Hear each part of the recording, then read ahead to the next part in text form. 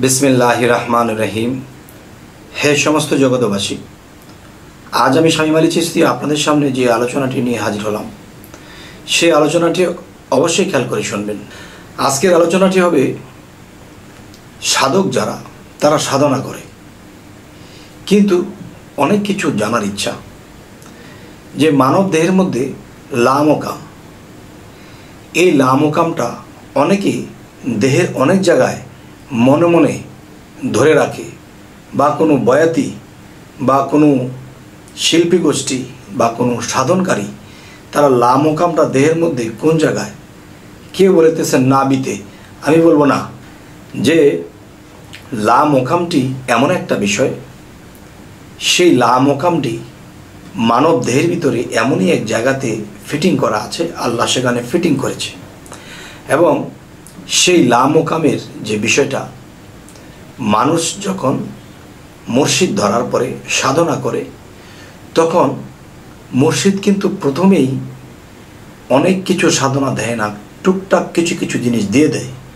যেই সাধনাগুলো করলে তখন কি হয়, যে আস্তে আস্তে তার লামোকামটা খুলতে থাকে। আচ্ছা, তাহলে লামোকাম খোলার জন্য যে বিষয়টি কি কি সাধনার প্রয়োজন আমি সেটাই বলছি। এখন বলবো মানব দেহের ভিতরে লামোকামটি কোন জায়গায়। লামোকামটি হলো, যেমন নির্ধারণ দিচ্ছি আমি আপনাদের, যে একদল বলতেছে নাভিমূলে, আমি বলবো নাউজুবিল্লাহ। কেউ যদি বলে সিনাতে, নাউজুবিল্লাহ। কেউ যদি বলে মুখমণ্ডলে, নাউজুবিল্লাহ। এই লামোকামটি হলো মাথার তালুমূলে,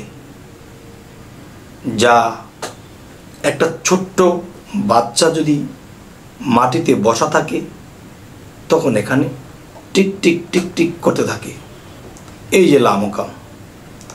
আর এখানেই বলা হয়েছে যে মানুষটা যখন বড় হয়, বয়স্ক হয়, তখন তার এটা টিক টিক করতে দেখা যায় না। আচ্ছা, তাহলে এই 9টি দরজা মানুষের দেহের মধ্যে আছে, এই লামোকামের দরজাটা বন্ধ করা আছে।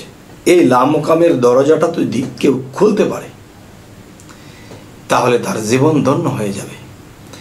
যে লামোকামের খুললে তালা, মুছে যাবে দিলের ময়লা, গোপনে মাওলাজির শান শুনতে পাবে, সুবহানাল্লাহ। আচ্ছা, এখন সেই লামোকামের তালা খুলব কি দিয়ে? সেই লামোকামের তালাটা খুলতে হলে আমাদের কি কি সাধনা করতে হবে? সেই সাধনাগুলো হলো, যে জানি না আপনারা আশ্চর্য হবেন নাকি মেনে নেবেন নাকি মেনে নিতে পারবেন না, এটা আপনারা জানেন। তবে আমার যতটুকু বলা আমি বলবো। দেখেন, মানব দেহের ভিতরে লামোকাম কিন্তু উপরে, আর মহাবিশ্ব যে আলোকিত করা হয় সেই সূর্যের মাধ্যমে, তাহলে সূর্যটাও কিন্তু মাথার উপরে, এবং আমাদের লামোকামটাও কিন্তু সেই মাথার উপরে। তাহলে লামোকামটি কিন্তু মহা আলোকিত একটা স্থান, কিন্তু সেই আলোটা ঢাকনা পড়ে আছে। যেমন সূর্যের সামনে যখন মেঘাচ্ছন্ন এসে যায় তখন কিন্তু সূর্যের আলোটা প্রকাশ পায় না, আর যখন মেঘটা সরে যায় তখন কিন্তু প্রখর আলো দিতে থাকে। তাহলে আমি বলবো যে লামোকামটি ঠিক এমনই একটি জায়গায় নূরের তাজাল্লি তার মধ্যে ভরা। তাহলে সেই নূরের তাজাল্লি যদি আমার মানব দেহের মধ্যে সেটিং করতে পারি, সর্ব অঙ্গেই আপনি আলোকিত। এমনও সাধক পৃথিবীতে আছে, সাধনা করতে করতে করতে করতে রাতকেও দিন দেখে, দিনকেও রাত দেখে। তার মানে কি, তার উপরে ভিতরে বাহিরে সমস্ত জায়গা তার আলোকিত হয়ে গেছে, সুবহানাল্লাহ। তাহলে সেই আলোকিত করতে হলে আমাদের কি করতে হবে? 1 নাম্বার হলো মুর্শিদের রূপ স্রোত ধ্যান করা।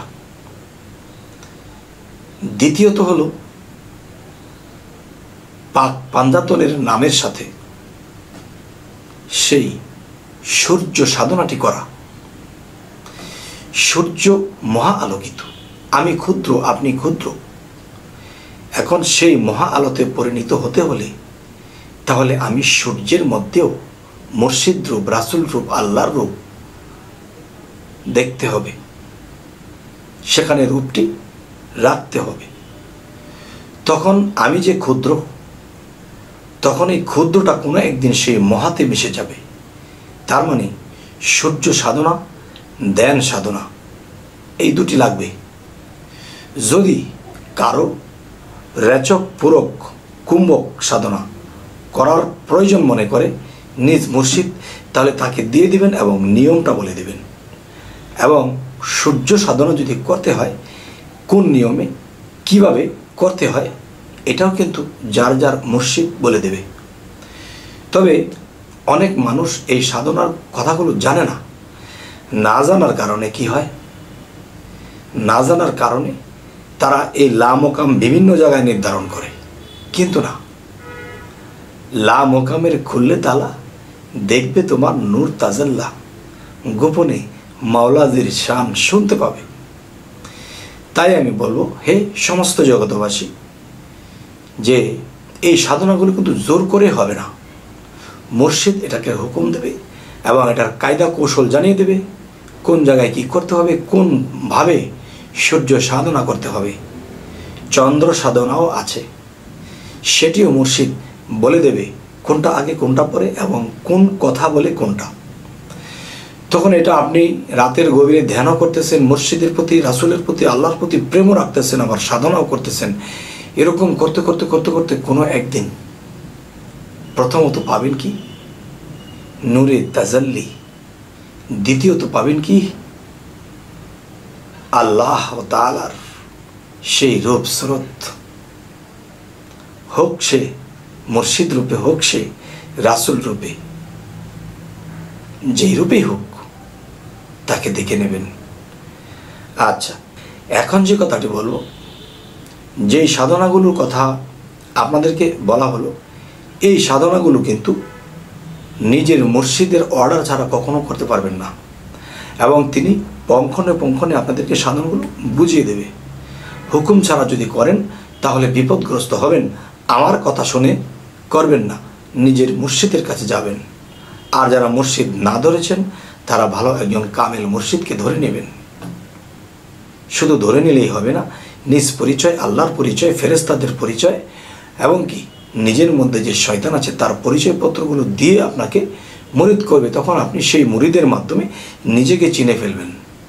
আর নিজেকে চিনতে পারলে রবকে চেনা যায়। যাই হোক, এই সমস্ত জগতবাসী, আজকের যে আলোচনাটি করলাম আপনাদের কেমন লাগলো? যদি ভালো লাগে তো আলহামদুলিল্লাহ, যদি খারাপ লাগে তবে জানাবেন। যদি খারাপ লাগে আলোচনাটি তাহলে জানাবেন এবং সামনে কি ধরনের আলোচনা চাইছেন তাও বলবেন এবং আমাদের চ্যানেলটিকে সাবস্ক্রাইব করে রাখবেন। সকলে ভালো থাকবেন। আল্লাহ হাফিজ।